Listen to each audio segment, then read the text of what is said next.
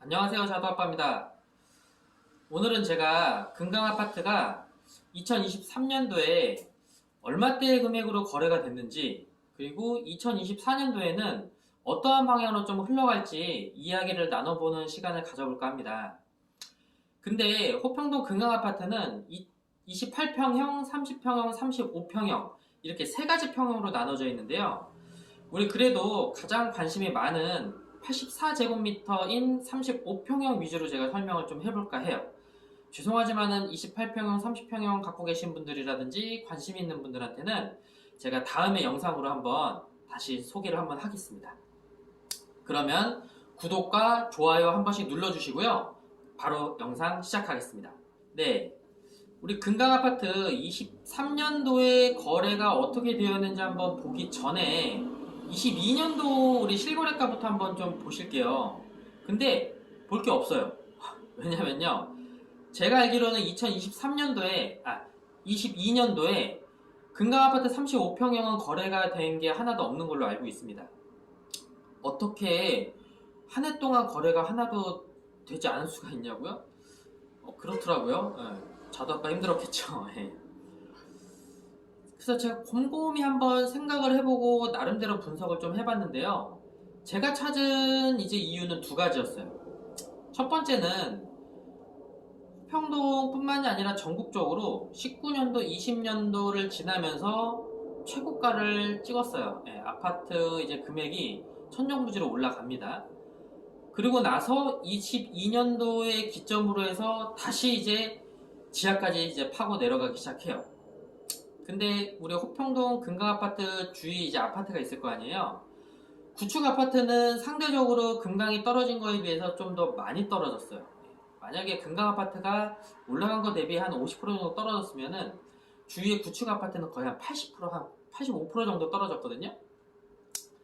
그러다 보니까 사람 심리가 여기는 1억 정도 떨어졌는데 그 옆에 아파트는 한 2억 떨어졌네? 그러면 내가 굳이 뭐 1억 떨어진 아파트를 살 필요가 없잖아. 옆에 2억 떨어진 아파트 사야지. 이게 기본 심리거든요. 그러다 보니까 금강 아파트를 구매를 하지 않고 옆에 이제 동원 로얄 두크라든지 이제 효성 해링턴 이쪽으로 이제 시선이 좀 쏠리게 됩니다. 그리고 이제 두 번째, 호평동 또 주위에 이제 신축 아파트가 있어요. 이제 2년차 된 그 알프함이라는 이제 두산 알프함이라는 아파트가 있는데 여기는 거의 이제 3,000세대에 이제 육박을 해요. 이제 물량으로서 이제 갑자기 쏟아집니다. 물량이. 그 이유가 아까 제가 2년차 됐다 그랬죠. 2년 전에는 전세 금액이 상당히 높았는데 지금 현재 2년 지나고 나서는 전세 금액이 거의 한 2억 정도 떨어졌거든요.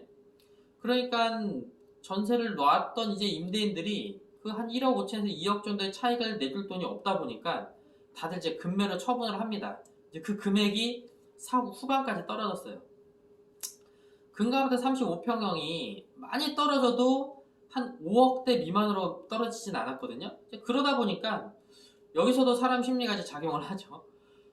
비슷한 가격대인데 내가 굳이 18년 정도 된 아파트를 구매를 할 필요가 있을까? 나 그냥 2년 정도 된 이제 신축 아파트 구매해야지. 근데 여기서 근가 아파트가 편리성이 상당히 더 높거든요. 이제 교통편이라든지 이제 상권이 훨씬 더 가까워서 이거는 뭐 제 개인적인 이제 기준이 아니라 이제 많은 분들이 이렇게 생각을 해요. 두산 알파임보다는 편리성이 근가 아파트가 높습니다. 그럼에도 불구하고 두산 알파임으로 갔던 이유는 이게 부동산 시장이 하락기에 접어들면은 좋은 아파트, 뭐 장점이 많은 아파트 이런 게 거의 무색해요. 일단 싼 것부터 찾습니다. 왜냐면 리스크를 줄이려고 해요. 가격이 더 떨어지지 않을까. 가격이 더 떨어지면은 내가 굳이 비싼 아파트를 샀을 때 더 리스크가 크기 때문에 사람들이 안 사요. 그래서 금강 아파트가 가격대를 방어는 했지만은 계약이 많이 있을 수가 없었어요.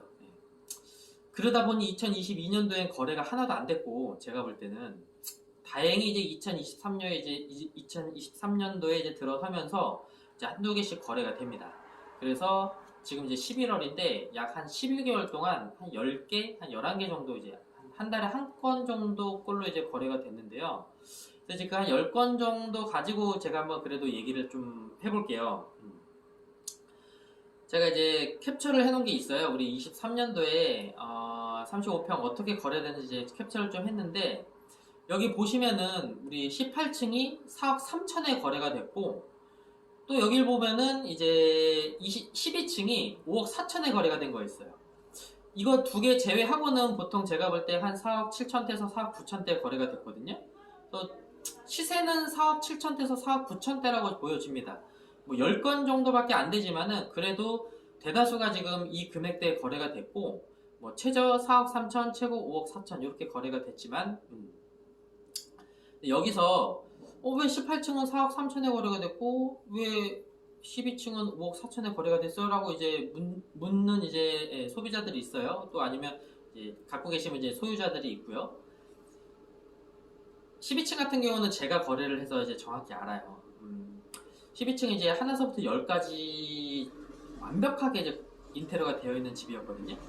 그래서 이 손님과 이 인테리어의 그 느낌이 완전히 합치가 됐어요. 그래서 제 기억으로는 다른 물건 보지 않았고 이 물건 하나만 본 걸로 기억이 나고, 그러다 보니까 굳이 다른 물건을 볼 필요가 없었고, 그래서 인테리어를 굳이 하고 싶지 않아서 좀 가격을 주고서라도 이 12층을 매입을 했던 걸로 기억이 납니다.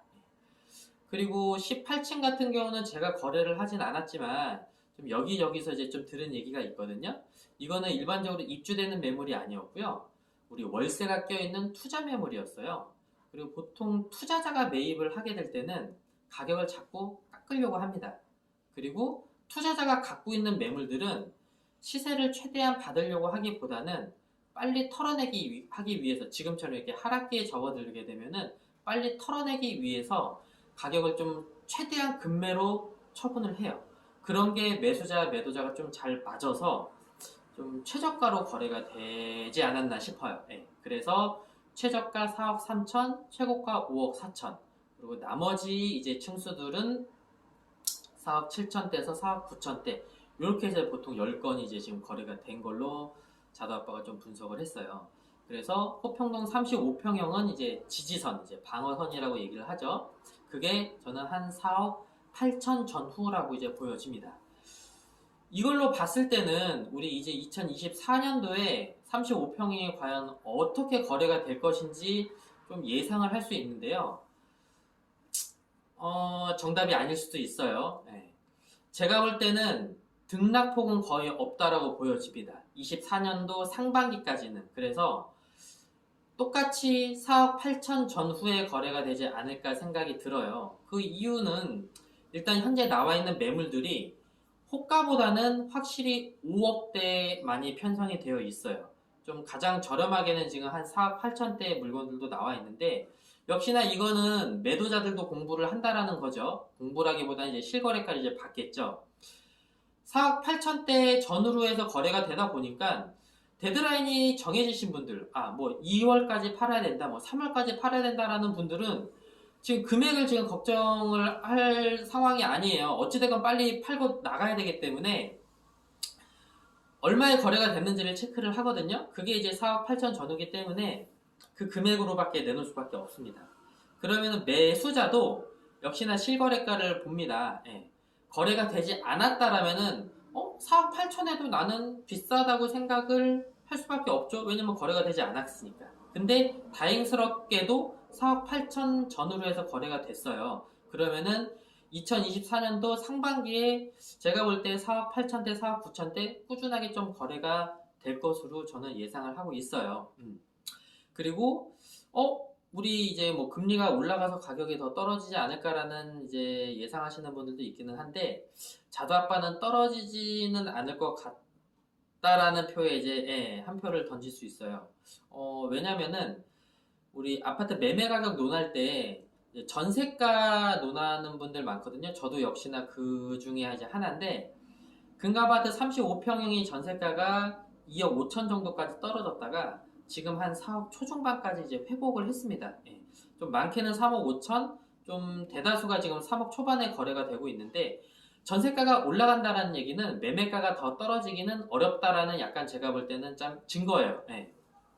오히려 좀 매매가가 상승할 여지가 오히려 있다라고 저는 보여져요. 그래서 가격은 쉽게 얘기해서 좀 떨어지긴 어렵고, 오히려 좀 약 상승이지 않을까라는 조심스럽게 좀 예상을 해봅니다. 예, 뭐 이거는 틀릴 수 있어요.